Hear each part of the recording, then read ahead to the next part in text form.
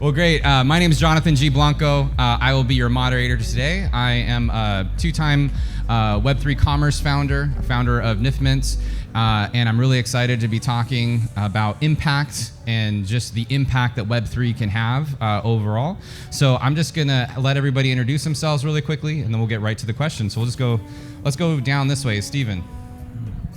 My name is Stephen McCaskill. I am the Web3 and Emerging Tech Product Manager at Compassion International.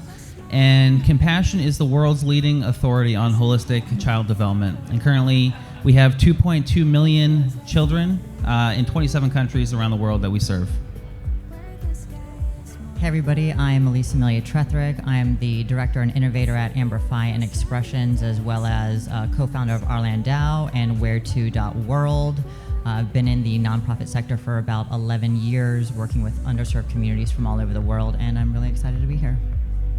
Hi everyone, I'm Luli Sulichin. I'm a visual artist, and I'm the ambassador for Web3 Equity, which is a nonprofit organization that educates and onboards women into tech and Web3, and we are promoting gender equity in this space.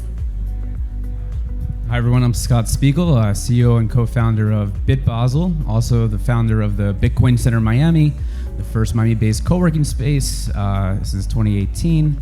And BitBasel, we just created our Crypto Art for Impact Challenge, where we'll be announcing 17 winners tomorrow through Sunday at BitBasel in Wynwood. Awesome, that sounds like fun. Well, to level set the conversation here, I'd love to just take a step back from Web3 for a second and just talk about impact with companies, organizations, just in the traditional world, I guess. Impact has been a lot more important for companies. And can someone just kind of set the stage for us about why companies, organizations are now caring more about impact than ever before? Sure. I think history is helpful here. When we look at the founding of the internet, it revolutionized information and commerce in a global way. So you can hear within seconds or minutes, if an earthquake happened in Haiti, you have that information, you see that need. Or if a war breaks out somewhere and refugees are fleeing, you have that need right on hand. And then the advent of social media, it revolutionized the way communication and engagement happens online. And we've seen a lot of fruit, like on the impact side from that. We have the GoFundMe platform. People can post their own personal needs, and you can contribute to that. But then also just the global needs of a variety of things that pop up. And when it comes to Web3, I think we're on the brink of another revolution. And what's interesting, if you go to Bitcoin's white paper, it's designed to cut the head off the authority figure and to give the power back to the people, back to the participants. And so Web3 is simply the community coming together to do what we already have been doing, whether that's creating nonprofits, businesses, or rethinking what money is itself. And there's one last thing I'll add. It's interesting, with the collapse of FTX, we've heard a lot about that recently. And the founder, SBF, he would always talk about what effective altruism looked like. I think we have an opportunity to actually say what effective and show what effective altruism looks like in this space. I absolutely agree. And I think technology has allowed for more impactful storytelling. And people are moved by storytelling. When you can engage and you can reach people and share a story and see what's happening around the world, you're much more inclined to engage and participate and do something that's impactful. So I think leveraging technology, and Web3 in particular, is going to allow us, and it's going to allow organizations to reach and engage communities to support other communities in need.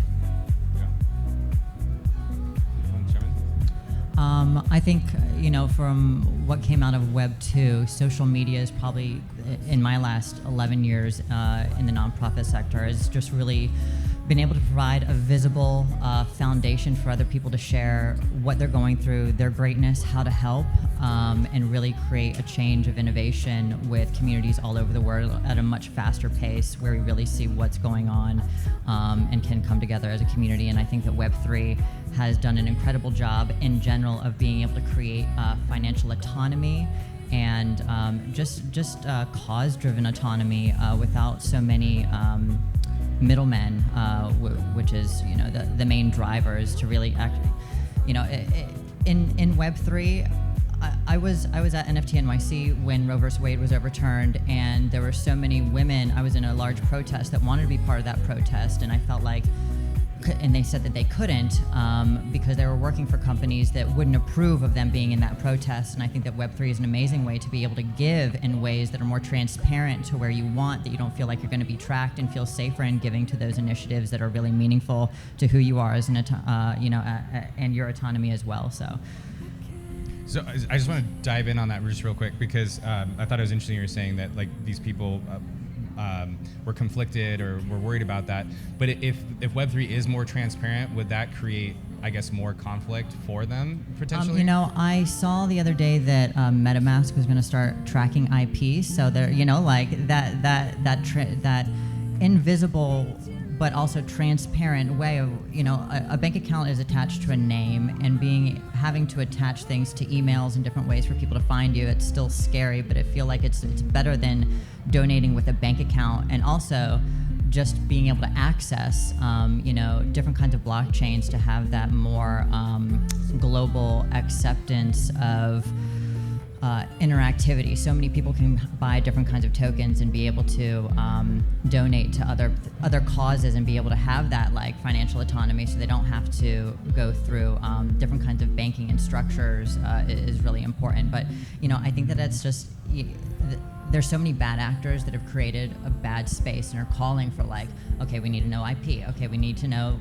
who knows, of wallets, the IDs of people in government, government paperwork. I think it's going to get finickier, where we've been in this place for a year, that we have a lot of ability to not to guise ourselves as different things and give in ways that we haven't before. But things like that, like tracking IP, that's then scary again for people all over the world. Yeah, and I guess because we're on like this side of, let's kind of continue on this side of it for a second, and then we'll shift back. But so there's high conflict areas, right, where if there's on-chain data that shows that you donated somewhere or you were gifted something from an organization, maybe it's in a dictator type government situation or an authoritarian type of government, I guess, is Web3 bad in that context, or would that create more problems? Or go ahead. It sounds like you have some thoughts here, or how could that be improved? Or no, I think in that regards, it's important to work with organizations such as Stevens. Organizations that are reputable, that have a history, that have been doing this, that have, that can show the work that they're doing, and you're not just giving money to some random person online to do with as they please in whatever country, because you can be stuck with bad actors. Web3 and blockchain in general, I think the point isn't to be a open and analytical database for all transactions. The point was to have self-sovereignty, and even privacy is a merit of Web3, which falls on impact on good and bad ways. But on the good side of things, I think there's a lot of citizens in different regimes all over the world that aren't asked to or want to be in those regimes that want to transact in the global economy, and we're seeing them utilize cryptocurrencies, stablecoins to evade those restrictions that maybe are put on their governments, and really have that self-sovereignty. So I think on that side, it's definitely a positive.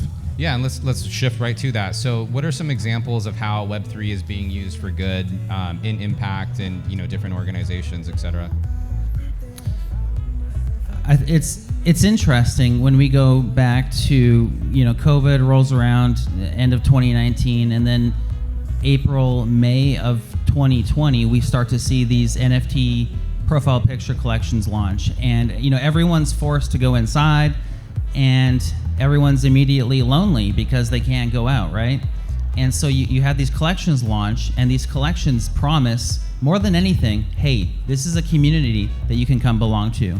And I think what's really interesting and powerful about Web3, especially for like cause-driven organizations like ours, is what better way to rally people around a common set of goals or a mission or a purpose than perhaps a profile picture, something that you can say, hey, I support this, and I'm showing my support by having this token, but then also finding other like-minded people that are on the same mission in a global way that has just been impossible until now.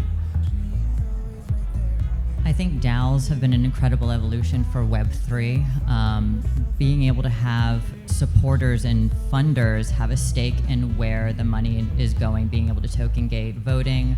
I think that's just, as being in Web 2 and having a nonprofit, it's all, like, where's the money going? And having that transparency to show, like, it's so hard to show, like a bank account. Nobody can get in it. You have to be the ones that have created the bank account, but being able to have like that visible, transparent kind of like ledger of where the money's going, what's being raised, key holders, token gating with voting, really giving people like that power to make these choices of where those funds go, I think is a beautiful community engager, and is really helping to grow Web3 in a really positive way. And there were some really good charities that came around DAOs in summer, and have since kind of like dissolved, and there's been some rug pulling, and we just need to be like really good, really transparent, like over the board transparency, making sure that those that we're sending money and funds to through wallets are visibly to the community, showing that they received funds. There's just been so much bad acting that going above and beyond is so important to really set that standard for what can be, because there's so many people that do not believe in Web3, don't believe in token gating, don't obviously know what it is, but any poo-poo anything in Web3. And I think it's really up to us who are in these social care initiatives to really set that standard to show like this isn't just like an image, it can be used for good. It's a representation of what you're doing in the world, and you have a part to play that's really, really important. If I could just add one more thing to that, I totally agree with all of that. And I think what's amazing is, the traditional way that people have contributed to causes has been from afar. It's like, okay, here's my money, and we trust that you're going to put it to the use that you say you're going to. But what the promise of Web3 is that it's not just, hey, here's my money, but here's my money and here's me. I'm an active participant in the fulfilling of this mission. It's not something you're just observing from afar, but you get to be an actual, like, you are incentivized to fulfill the goals of the mission, and you are rewarded by doing so. And Web3 allows that. Yes, that engagement is really what makes this so interesting. That people that are finding communities that are sharing their values, that are sharing their goals and mission, they feel identified, and they engage and they participate in that community, and they engage more people, and it starts growing organically through technology, which is fantastic because you're creating networks that are expanding borders and are reaching across frontiers.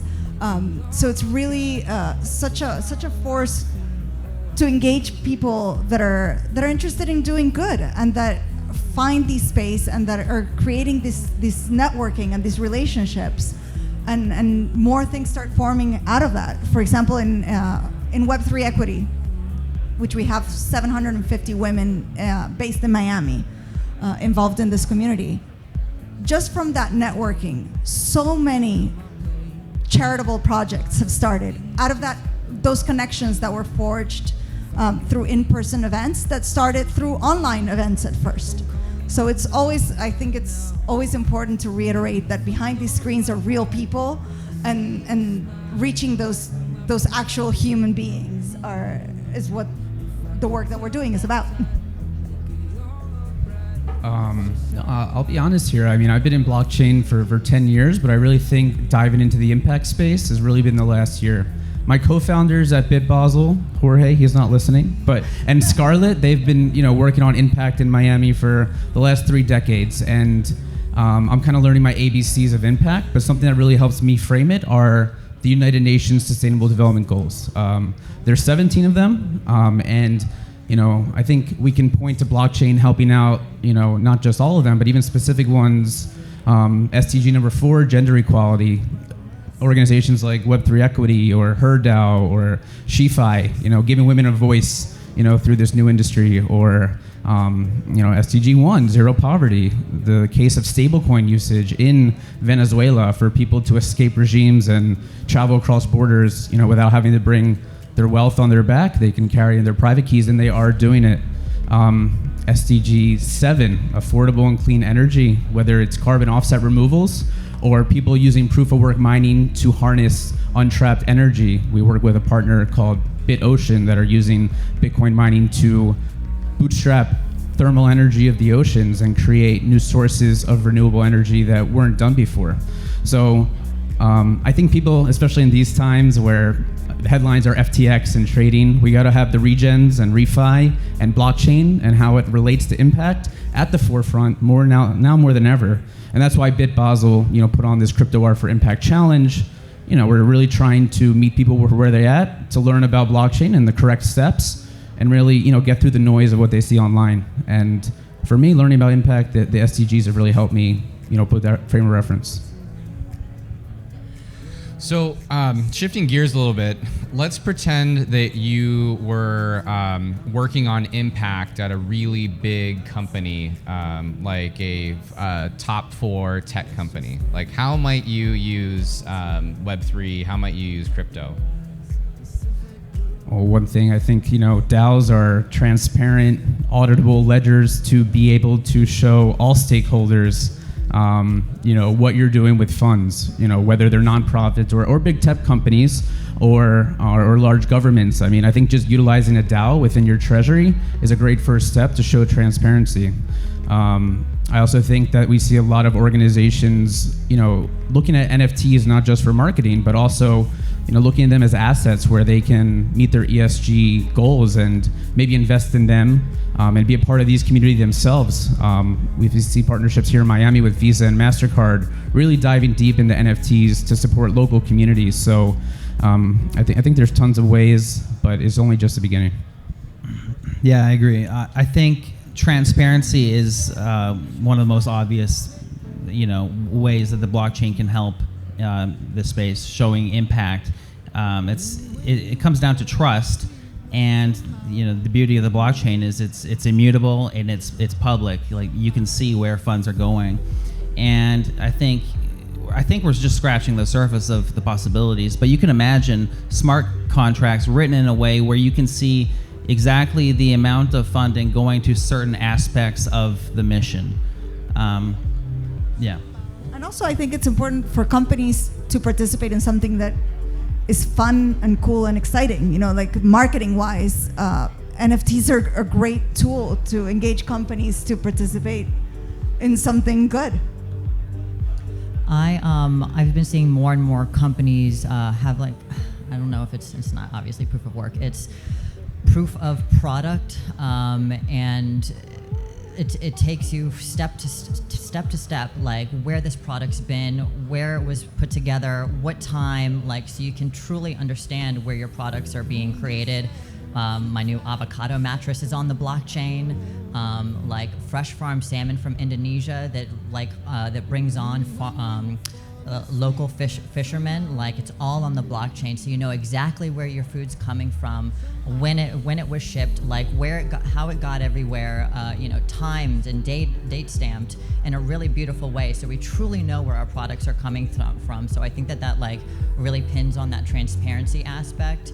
As well as, obviously just social good, creating DAOs, creating social initiatives, being able to provide percentages of either resources or funds from, projects that you create, NFT projects, with local artists, let's say, like with First Nation, Indigenous artists, artists from all over the world that are really dying to be part of this digital economy, but so many don't have the way to get there, from power and Wi-Fi, and being able to help companies like fund the futures of tomorrow with this incredible technology, and the transparency that comes along with it has been really beautiful to see. So. Yeah, I think what's really interesting is we're at a point in the technology where it's just better tech than some of the incumbent type of solutions of how someone might, think through their impact and the things that they're doing. We have about 7 minutes. I wanted to invite anybody to ask a question. So if you have go ahead. Yeah. I was ready. So Goldman Sachs is being sued by the government right now because of overselling their ESG investments and basically lying about actually doing the whole ESG thing. So how does crypto or blockchain, how would that help with actually ensuring that the companies or the organizations that you're giving money to are following through on their ESG requirements? So Is there a way for that to I'll just repeat the question for the recording. So a financial institution is being sued by the government by misrepresenting ESG investments. How might that be, better tracked or better, audited, I guess, with blockchain or Web3? I mean, it just those that are, receiving investments, or everybody would in that situation, I feel like would need to have a wallet attached so you know where it's going. Because the moment you offboard, it's gone. You don't know. Okay, they can say that it went into the bank account, but then they have to show all of the bank account information, which can be photoshopped. So it's like, I think that everybody in that situation would need to have a wallet that can be watched by the entire community, that is transparent, posted, and then received on the other end with forms of like receival, that's really transparent to the community from other people that have gotten the investments or invested in something like that. I feel it's the most transparent way, like the moment it's off the blockchain, you have no idea what happens. And I'm not even sure the blockchain can solve this, because it's an integrity issue at the end of the day. Like, money can be moved however you want, even on the blockchain, but really, at some point, it has to come off, and it could then be funneled back through the blockchain in a way that it looks like, hey, you see the money actually, moving in the way that they claim it's moving, but it's still nefarious or lacks integrity at the end of the day. So I don't know right now if the solution is available to us, and it comes down to trust in institutions and the erosion of trust in some case. And working with reputable institutions, choosing to work with reputable charities. And I think it also comes down to mass adoption. Like, if I'm helping a charity in another country that is fearful of having a wallet, let's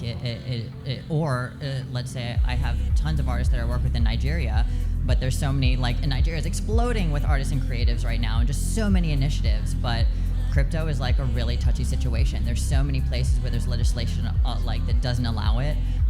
Who knows if they're ever going to? So that mass adoption is so needed. So I can buy the food at my local market, and everything can be really transparently tracked in that way. But until that happens, it's almost impossible. I feel like you have to truly trust those at the top and have them be really transparent. It's really hard, really hard. And that's where education comes in. Education is paramount to mass adoption, because this is a decentralized space. The responsibility lies with the users. So educating people and having them really understand the fundamentals, the basis, and have a good grasp on this technology and what it can do and what it's about. I think that's step one.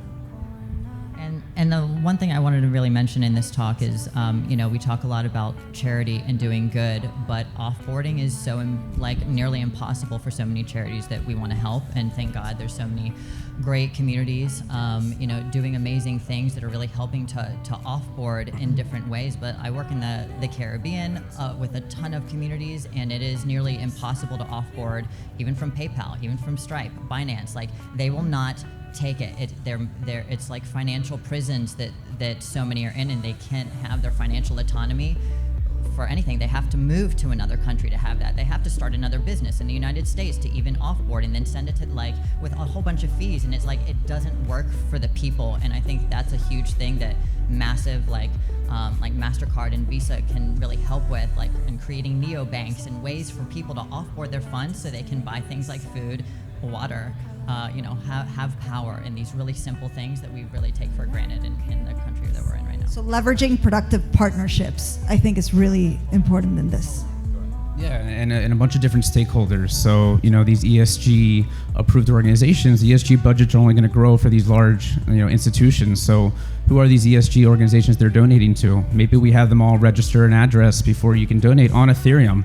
And who gets to approve that? We don't want to say that the institutions and the government get to decide who gets to get on that Ethereum network and who gets to trace those transactions. But we have stakeholders from the private, public, nonprofit, and also the decentralized crypto community. We can vote with DAOs to approve different ESG approved organizations that companies like Goldman Sachs, Microsoft, all of these, can donate to. And then we can track the donations and really have community stakeholders see, is this being validly used for real impact? And keep it transparent, but really involve the stakeholders that truly care. I read somewhere, and I don't know if this is true, so don't quote me, but by 2030, the underpinnings of the internet will be built on the blockchain. And if that does come true, I think, like currently we're talking about some very big problems that are complex to solve. I think when mass adoption hits, the general consumer is going to have no idea what the underpinning is. It's not like they understand the infrastructure of Facebook. They don't understand when they go to google.com how search works. It just works. I think blockchain technology will make the future internet better, but right now we face a massive accessibility UI UX problem, and like those of us that are working this through are going to be the ones that are reaping the rewards, hopefully by 2030.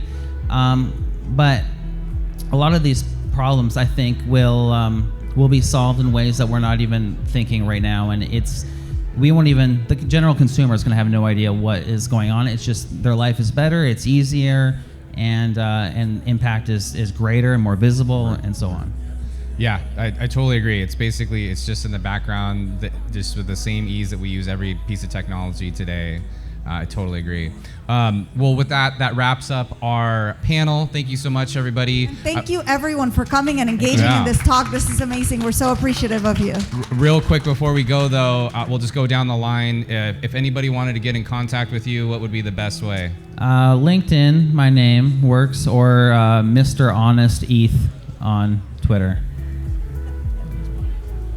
I'm at Elise, ELLYSE, AMELIA, Elise Amelia, on LinkedIn and Twitter. At Luli Sulichin on Twitter, on Instagram also. At BitBasel Hub, BitBasel, we have 5 days of programming around art, tech, and policy. We have the mayor, University of Florida, all in Wynwood, Wednesday through Sunday, 12 p.m. to 3 a.m., 5 headline DJs. I think there's some Dcentral codes being passed around. If you find us on Eventbrite, BitBasel Community, 2 capital B's and a C, we'll get you a free ticket for the week. But yes, don't leak the alpha. Very quickly, Elise is having an amazing women's rights charity event this Saturday at 7 p.m. at Black Dove Gallery. It's all women artists. I'm one of them, donating a piece to Web3 equity. They're choosing their own nonprofits to donate to in the vertical of women's rights and women's equality, from sex trafficking, education, feeding, women as well, equal voting rights. It's been amazing. So 17 female artists will be featured, and 95 to 100% of the proceeds they got to choose are going to the nonprofit. So it'll be at Black Dove right outside the Wynwood walls, 2 blocks away. So come on by. Awesome. Thank you. And if you'd like to connect with me, I'm either JG Product or JG Blanco on pretty much everything. So thanks, everybody, and we'll see y'all soon. Thank you very much.